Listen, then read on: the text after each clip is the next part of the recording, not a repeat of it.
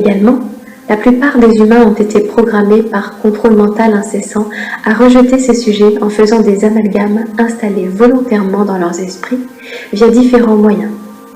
Par exemple, via les médias, les films, documentaires visant à discréditer ces sujets, via la diffamation de certains enseignants spirituels, via des associations exagérées de tous ces sujets, homo, gourou ou sectes, pour tenir un maximum de personnes éloignées de ces informations. La plupart des humains n'ayant pas de discernement vibratoire et étant incapables de percevoir la vérité du mensonge, le bien du mal, les forces positives des forces négatives, sont en permanence utilisés et manipulés dans le but de manifester les désirs de diverses entités, individus et organisations ayant des agendas de contrôle, de domination et de destruction. Tant que l'humain ne connaîtra pas son pouvoir créateur, il sera maintenu docile et esclave, et continuera de penser que la vie n'est qu'une question de chance, de malchance et de hasard, et que nous n'avons absolument aucune capacité à modifier la réalité. Ce que les pouvoirs en place désirent bien évidemment entretenir le plus longtemps possible dans les esprits de ceux qu'ils souhaitent maintenir sous contrôle, car la connaissance libère.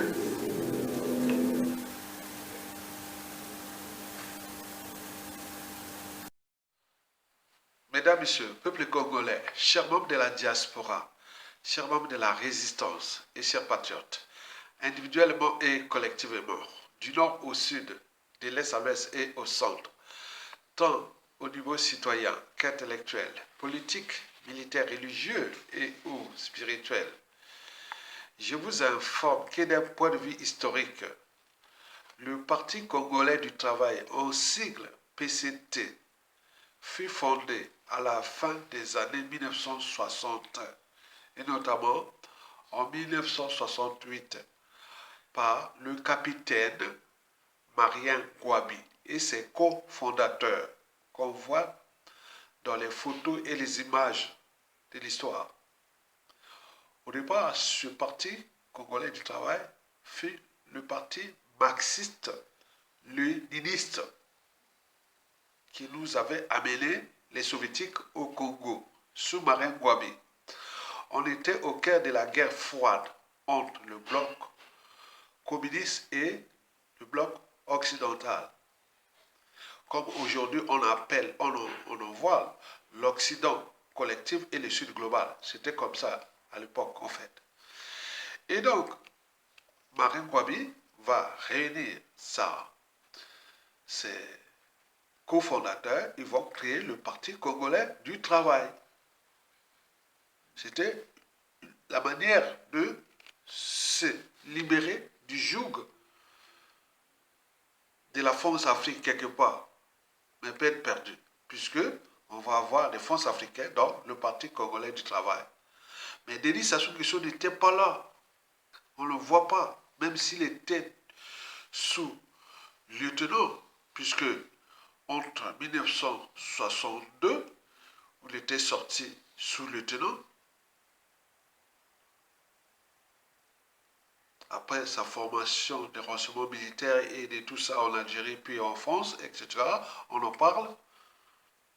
Quelqu'un qui n'avait pas fini son collège devient sous-lieutenant.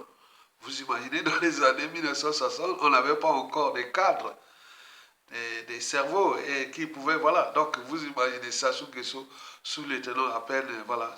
Il n'a même pas fini son collège. Donc, Sassou Nguesso ne pouvait pas être là, présent ou parmi les membres fondateur du Parti congolais du travail parce qu'il n'en avait pas les capacités intellectuelles. Il n'a pas fini son collège. Donc, vous imaginez. Par ailleurs, les rapports d'un côté entre Denis Sassou Nguesso et le PCT et de l'autre côté entre Denis Sassou Nguesso et la tribu Kouyu de Marien Gouabi ont toujours été problématiques pour le bon fonctionnement de ce parti et pour l'unité nationale. Et pour cause, voici les 5 points, ou plutôt les 5 mots-clés que vous devez retenir du PCT qui est déjà à la fin du régime de Sassou Nguesso.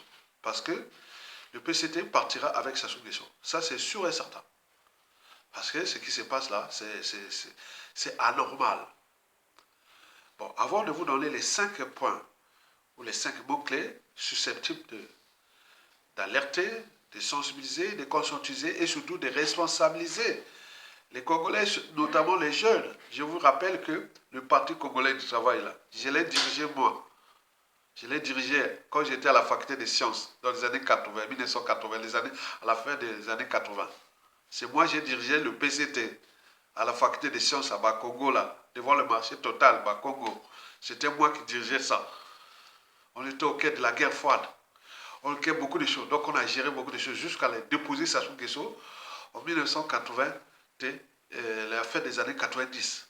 Donc on va les déposer et il va fuir et venir ici en France, chercher Jacques Chirac qui va l'aider à revenir au coup d'État de 1997. Et donc les conséquences sont d'actualité. Donc, et voici les 5 points pour lesquels vous devez avoir à l'esprit et ou dans la tête du Parti congolais du travail. Le premier mot clé sur 5 ou le premier point sur 5, Marien Ngouabi. Et pour cause, lorsque vous voyez l'image derrière Denis Sassou Nguesso, vous avez là la preuve que Sassou Nguesso est plus honoré que Marien Ngouabi, le fondateur du Parti congolais du travail. Et quelles sont ces significations données à ces images-là? Ça montre que Sassou Nguesso est un imposteur, c'est un usurpateur. Et comme le poisson pourrit toujours par la tête, et donc dans une organisation, qu'elle soit État, entreprise ou association, lorsqu'il y a un dysfonctionnement, c'est celui qui a la tête qui en est responsable. Le poisson pourrit toujours par la tête. Lorsque vous avez la tête de ce Parti congolais de travail qui est dirigé par Sassou Nguesso, donc le pays est foutu. On n'est plus au PCT des Marien Ngouabi, où il y avait, c'était l'idéologie, hein. On avait les gens qui avaient des convictions, hein. Et c'était vraiment, voilà, donc, mais la France Afrique et Sassou Nguesso sont passés par là et ils l'ont fracassé. Et donc c'est devenu une coquille vide. Donc on voit ce premier mot-clé là, on voit que Marien Ngouabi est relayé maintenant derrière. Ça veut dire que Sassou Nguesso quelque part a humilié Marien Ngouabi. Non seulement en 1977, il va l'assassiner après avoir couché avec sa femme, il fait un enfant avec sa femme, la suite on la connaît. Donc Sassou Nguesso et Marien Ngouabi, ce n'est pas les enfants et petits-enfants de Marien Ngouabi. Quand tu vas voir ça, et donc je ne sais pas qu'est-ce qui viendra après. Parce que Sassou, le karma entre Marien Ngouabi et Sassou Nguesso, c'est entre les petits-enfants, je ne sais pas comment va se passer cette affaire-là. Le deuxième mot-clé sur 5, ce sont les Kouyou. Vous le savez qu'avec Sassou Nguesso, les Kouyou, c'est la tribu de 2 présidents du Congo, le président Marien Ngouabi et le président Yopi Opango. Il y a un réactionnaire là qui on appelle Pierre Onka. Il y a un génocide qui s'est passé là avec l'aide de la France Afrique, avec des éléments du Gabon. En 1987-88, il s'est venu massacrer la population de la tribu de Marien Ngouabi, la tribu Kouyou. Et donc, vous imaginez par Sassou Nguesso, avec l'aide de la France Afrique en 1987-88 et avec les éléments venus du Gabon. Donc, vous imaginez. Et donc là, quand on voit les Kouyous sont au top 3 des tribus les plus humiliées par Sassou Nguesso. C'est-à-dire, historiquement, après, si les Kouyous, les tribus là, s'ils ne prennent pas les responsabilités, c'est les tribus les plus humiliées par Sassou Nguesso. Et donc, au top 3 des tribus les plus humiliées de Sassou Nguesso, il y a la tribu Kouyou de Marien Ngouabi, de Yobi Opango et de Pierre Onka. C'est la deuxième tribu du Nord, après la mienne, les Makwa, située à cheval sur l'équateur. En population, c'est la deuxième tribu la plus peuplée du Nord Congo, après ma tribu, les Makwa, située à cheval sur l'équateur. La deuxième tribu où ça soit humilié, sur 3, ce sont les Lari. Les Lari, c'est la tribu qui entoure la ville capitale. Il a humilié là-bas, il a massacré les populations là-bas. Humilié. Et la troisième tribu, ce sont les Vili. Les Vili, c'est les tribus de la ville océane, la capitale économique, Pointe-Noire, où Sassou retire le pétrole. Il a volé tout leur pétrole, il les a humiliés, il a laissé un pays de la mer. Donc, vous voyez déjà ça. Donc, le Kouyou, quand on parle de Kouyou au Congo, on pense à l'histoire de Sassou Nguesso, la politique de Sassou Nguesso, on voit la vie politique de Sassou Nguesso. Il en a un millier grave, les Kouyou, les Lari et les Vili. Allez voir là, demandez aux Congolais qui ont les moyens de savoir une ambition. On dit quelles sont les tribus que Sassou, on a un millier dans ce pays. Au niveau politique, au niveau économique, au niveau ce sont les Kouyou, les Lari et voilà. Donc le PCT, quand les gens viennent des tribus de Kouyou, Lari et ou Vili qui servent le PCT, c'est la honte et le déshonneur et la lâcheté totale, quoi. Donc vous avez tout compris. Donc on comprend bien notre anthropologie bantou. Comment on vous donne comment, voilà. Je ne sais pas comment va se terminer cette affaire-là entre Sassou Nguesso, son clan et surtout avec ces autres tribus. Vous avez tout compris. Bon, maintenant le troisième mot-clé sur 3, sur 5, c'est le PCT. Le PCT, on l'a dit, qui fut fondé en 1968. Le PCT a bien fonctionné idéologiquement entre 1969 à 1972. Et après 1972, le PCT est mort. Après le mouvement du M22, le coup d'État raté contre Marine Ngouabi de 1972, du 22 février 1972. Et depuis, on avait créé maintenant ce qu'on appelle l'Obimitri. Et c'est là que Sassou va prendre le contrôle du PCT jusqu'à aller assassiner le commandant président Marine Ngouabi en 1977 et depuis jusqu'à nos jours. Donc c'est une histoire à réécrire d'un point de vue déjà citoyen, intellectuel, politique et existentiel. Comment cela se fait-il que les cadres congolais formés, certains à l'étranger, certains au pays et autres, n'ont pas pris les responsabilités, que nous avions un imposteur, un ennemi qui est là, donc mais rien du tout, ça passe pour ça là. Donc ça revient à notre anthropologie congolaise bantou, au terme de la liberté, la dignité, le sens de l'honneur et surtout du courage. Sinon, ça se saurait. Le quatrième mot-clé sur 5, c'est tout justement l'obimitrie. Mais oui, nous sommes là avec le Parti congolais du travail. Le PCT, c'est notre application de l'obimitrie. L'obimitrie, c'est l'organisation bureaucratique, militaire et tribale. Elle fut fondée en 1973, après le chèque du mouvement de M22, ou du coup d'État raté du 22 février 1972 contre Marine Ngouabi. Donc, on va créer l'Obimitri, et l'Obimitri qui va en bénéficier de l'Obimitri, c'est Sassou Nguesso. C'est-à-dire que le pouvoir n'était plus du côté du gouvernement, mais du côté des officiers militaires, politiques et tribales. Ça veut dire que le pouvoir était au nord et dans la cuvette. Ça, c'est en théorie. Mais en pratique, le pouvoir était Sassou Nguesso qui commençait à contrôler ça. Qui aujourd'hui, quand on parle de l'obimitrie, on ne sait pas. Le pouvoir n'est pas du côté du gouvernement. Donc, ce n'est pas du côté de Colline Makosso. Rien du tout. Le pouvoir n'est non plus du côté du PCT, non plus. Le pouvoir est du côté du clan Sassou Nguesso. Mais qui? Mais non, le pouvoir est chez Sassou Nguesso lui-même, en fait. Le pouvoir n'est plus du côté du gouvernement, ni du PCT, ni du clan Boshi, rien du tout. C'est Sassou Nguesso lui-même qui a surtout organisé son système dont il contrôle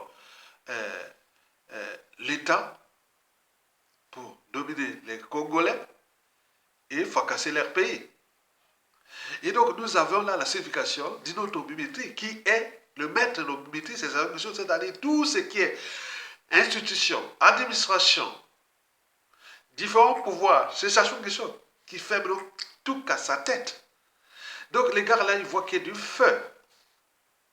Et donc ils sont là les accompagnateurs d'un despote qui s'appelle Denis Sassou Nguesso, qui, il faut le rappeler, qu'un despote, c'est un dictateur qui exerce le pouvoir à longueur des années, sans qu'aucune loi ni institution ne les limite dans le temps. Autrement dit, ça ne s'arrête pas tant que le peuple ne relève pas les défis. Ce n'est pas l'histoire des partis politiques, etc. Donc l'obimitrie est appliquée ici, mais sous notre manière. Donc on fait semblant de dire que bon, au Congo, il y a une organisation politique, il y a la démocratie qui fonctionne bien, et tout comme ça, il y a un parti au pouvoir, etc. En réalité, ils sont que là pour leur poste, privilège, passe-droit, train de vie et retraite dorée. C'est tout. Il n'y a plus rien. C'est comme l'histoire de la Révolution française. La Révolution française de la fin du XVIIIe siècle, c'était contre quoi? C'était contre les privilèges, en fait. Mais depuis la Révolution française, les privilèges n'ont jamais été abolis en France. On est bien d'accord? Nous, au niveau de l'humilité du Parti congolais du travail, ça devient... En fait, le Parti congolais du travail devait être appelé OBBC, organisation bureaucratique, et voilà, où les gens viennent pour les passe-droits, retraite dorée, train de vie doré, les privilèges, voilà, tout ça, c'est ça. Donc on dit, bon, on va détruire un pays, parce que, sachant que quand tu prends le Parti congolais du travail, là, c'est un outil politique qui sert au contrôle de l'État, à la domination des Congolais et surtout à la destruction de ce pays. On est dans l'ordre coloniale France-Afrique. Et donc, vous imaginez ce que je dis là. Donc, on pense comme ça. Et enfin, le cinquième mot-clé sur 5, c'est surtout le Congo. Le Congo n'a plus de sens ni signification avec le Parti congolais du travail. Puisque le Parti congolais du travail devient l'outil de conservation du pouvoir pour Sassou Nguesso. C'est l'outil de ces coups d'État politiques. C'est l'outil de ces coups d'État politiques au Congo. Donc quand vous voyez coup d'État politique au Congo, il y a un outil qui est là, qui s'appelle le PCT. Donc il a pris ça, que je vous ai dit que depuis ces années-là, Sassou Nguesso contrôle le Parti congolais du travail depuis 1973. Récapitulation. Premier mot-clé sur 5. Je vous ai dit que c'est Marine Ngouabi qui a créé le Parti congolais du travail. Et c'est lui aussi qui nous a mené la mère de Sassou Nguesso. Sans Marine Ngouabi, il n'y aurait pas Sassou Nguesso. Sans Marine Ngouabi, il n'y aurait pas Sassou Nguesso. Et celui-ci va même jusqu'à coucher avec sa femme et faire un enfant et l'assassiner. Je ne sais pas comment les petits-enfants en famille de Marine Ngouabi sont là, comme ils vont être devant les enfants et petits-enfants de Sassou Nguesso. Quand ils sont, voilà, c'est... Le deuxième mot clé sur 5, ce sont les Kouyou, qui font partie des tribus les plus humiliées de ce pays. Les Kouyou, c'est la deuxième tribu, deuxième plus grande tribu du Nord, qui a produit deux présidents, le président Marine Ngouabi et le président Yobi Opango. Et la plus grande tribu du Nord, c'est la mienne, les Makwa, en population. Et puis, la deuxième tribu humiliée par Sassou Nguesso, ce sont les Lari. C'est la plus grande tribu du Congo. Donc, les Lari sont les plus peuplés. C'est-à-dire la plus grande tribu du Congo, c'est les sons de Lari. Et quand vous voyez 2 tiers de la diaspora congolaise à l'étranger, ce sont 2 tiers. Il y a toujours les Lari. Donc, c'est là que ça soit humilié, copié, genre. Lari autour la ville capitale Brazzaville. La troisième plus grande tribu que ça soit humilié, ce sont les Vili. Les Vili, c'est la deuxième plus grande tribu du Congo. Et autour, la ville économique Pointe-Noire, la ville océane, où Sassou vole le pétrole du Congo avec la complicité du groupe pétrolier Total. Donc, là, on peut dire aussi la troisième tribu du sud, ce sont les Kouyi, les Dolis, du Bobo, etc. Et donc, vous imaginez, donc quand on voit les Sassou là, les Lari, les Kouyou et les Vili, et paradoxalement, il y a tant de chefs encore. Un mortel qui n'est que de passage sur terre. Donc il va laisser des constructions historiques, la honte, le déshonneur, tout ça. Vous comprenez ça? Le quatrième mot-clé que je vous ai parlé, pour le troisième mot-clé que je vous ai parlé, oui, c'est ça. Le troisième mot-clé, je vous ai parlé de quoi? Du PCT, oui, le PCT est mort depuis 1972. Donc ça devient l'outil de conservation du pouvoir de Sassou Nguesso, ça on le sait. Donc les gens là viennent là pour les privilèges, les passe-droits, etc., pour espérer être député, sénateur, ministre, etc. Voilà, on est là pour partager le pouvoir entre apparatchiks, dignitaires et autres qui sont là pour piétiner ce peuple congolais et fracasser leur pays. Donc c'est une coquille vide. Vous voyez déjà ça. Donc c'est vraiment des groupes de criminels, toute une mafia, hein, c'est presque une mafia qui est là. Et donc, dans une organisation, quand il y a un dysfonctionnement, c'est celui qui a la tête qui en est responsable, le poisson pourrit toujours par la tête. Lorsque vous avez un imposteur, un criminel, un ennemi de ce pays, à la tête de ce pays, bon, vous imaginez la suite est logique. Et les 4 mots-clés sur 5, bon, c'est l'OBBT. Le PCT, on devait l'appeler OBBT, pas PCT. PCT, c'est-à-dire suyer l'image de Mahatma Gandhi et des pères fondateurs. Il me bien qu'il ait créé OBBT, parce que là, ça marche avec sa souffle. Puisque le pouvoir n'est plus du côté du gouvernement, ni du Parti congolais du travail, mais plutôt du côté d'une officine qui est là, mais qui, bon, on parlait de s'assurer ses enfants, petits-enfants, etc. Non, c'est pas ça, mais c'est lui-même, en fait, qui est là, qui, voilà, donc chez nous, on comprend ça, mais d'un point de vue anthropologique, et on balance, mais ça ne marche pas. Les gens ne prennent pas les responsabilités. Ils ne savent pas quel est le sens de la liberté, la dignité, le courage, le sens de l'honneur, etc. L'intérêt général, rien du tout. Sinon, ça se serait. Et enfin, le PC, le Bimitri, c'est un outil de coup d'État, de Sassou Nguesso, coup d'État politique. On est d'accord? Très bien. Enfin, cinquième mot-clé sur 5, c'est le Congo. Le Congo, là, si on trouvait n'importe quel parti politique dans le monde qui aime ce pays, on lui dit, bon, toi, tu vas diriger ce pays-là. Ce sera mieux que le PCT. Mais nous, au Congo, on n'en parle pas parce que si on dit chercher n'importe quel parti politique au Congo, ils n'ont pas pris les responsabilités. Chacun crée des partis par-ci, par-là, ils me balancent les partis. Alors que moi, je peux créer un parti. J'ai mis les 5 priorités majeures de la presse Sassou Nguesso, qui a admiré même parmi les gros observateurs du Congo qui connaissent la vie politique du Congo, que j'ai mis les 5 priorités majeures, que j'ai fait les 5 vidéos de ces derniers temps, mais ils viennent les regarder comme ça. Rien, c'est leur partis politiques, ils ont des partis politiques où il est que un seul adhérent et autres partis politiques, le fait d'être... Non, non, c'est pas ça. La presse Sassou Nguesso, ce n'est pas le parti politique, non. La presse Sassou Nguesso, c'est une transition civile et ou militaire ensemble, pour y penser collectivement. Je crois à l'intelligence collective. On a beaucoup de projets à faire ensemble. On met ça ensemble. Quand ça se passe au Burkina Faso, au Niger et au Mali et ailleurs, on bosse ensemble. Si c'est pour créer le parti politique et autres, non, ça ne veut rien dire. Ça va rien dire. Vous parlez, celui qui vient parler des partis politiques devant moi, il y a ton gars est déjà calé. Qui ça doit demander les Pierre Mabiala, hein, demander, ils sont là, hein. Les Sabaye, demander les Pierre Mabiala, les Sabaye, tout ça, on était ensemble, non? C'est moi, ils connaissent, on s'appelait Mabiala, Pierre Mabiala m'appelait toujours Monsieur le Président. Et je l'appelais Monsieur le Premier Secrétaire. C'était comme ça. Donc arrêtez. Likez, partagez et soutenez la résistance. Donc à bientôt. Bon vent au peuple congolais. La différence entre les humains et les animaux, c'est que les animaux ne laissent jamais un idiot diriger la meute. Et c'est peut-être la plus grande honte de notre espèce. Nous sommes la seule forme de vie capable de remettre le commandement au pire d'entre nous. Le plus bruyant, le plus arrogant, le plus vide. Aucun loup ne suivrait un chef faible. Aucun lion ne suivrait un lâche. Mais les humains, eux, applaudissent, déifient et défendent ce qui devrait être ignoré. Le problème, c'est que lorsque l'intelligence se tait, la stupidité prend le trône. Et elle règne avec conviction. Les animaux suivent l'instinct, nous suivons les apparences. Ils suivent la force, nous suivons le discours. Ils reconnaissent le leadership et nous confondons le cri avec l'autorité. Les résultats sont prévisibles, un troupeau sage et une société perdue. Est-ce qu'il suffit de ne plus obéir pour être libre?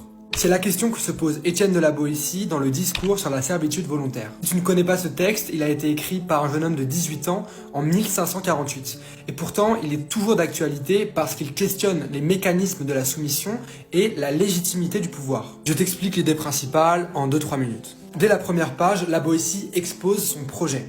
Je voudrais seulement comprendre comment il se peut que tant d'hommes, tant de nations, supportent quelquefois un tyran seul qui n'a de puissance que celle qu'il lui donne. Là déjà, il y a 2 choses. Les hommes se disent contraints d'obéir à l'autorité, mais ils pourraient numériquement la renverser. Donc ce n'est pas comme ça que fonctionne le pouvoir. Un tyran n'a de puissance que celle qu'on lui donne. Donc dès le départ, c'est une clarification importante. La domination n'est pas quelque chose que l'on subit passivement, sinon il suffirait de la contester. La domination, c'est quelque chose qu'on participe activement à produire. C'est la servitude volontaire. Le sujet participe à la domination qu'il subit. Reste à savoir pourquoi. Pourquoi est-ce que l'on préfère se soumettre plutôt que d'assumer notre liberté ?